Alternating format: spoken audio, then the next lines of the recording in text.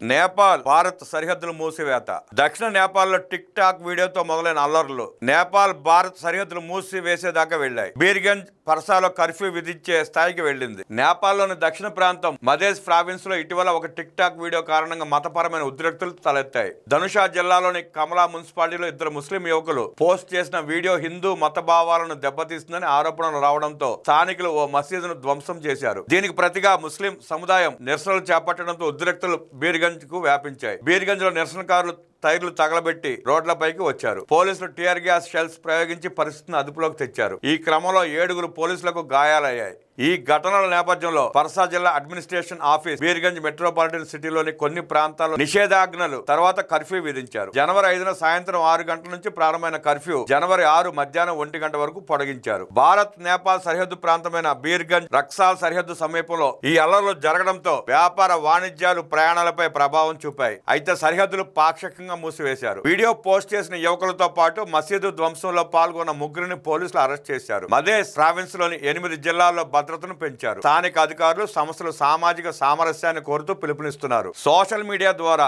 ఇలాంటి ఉద్రిక్తలు త్వరగా వ్యాపించడం ఆందోళన కలిగిస్తున్నాయి. ప్రస్తుతం అయితే పరిస్థితులు అదుపులో ఉన్నట్టు అధికారులు ప్రకటించారు.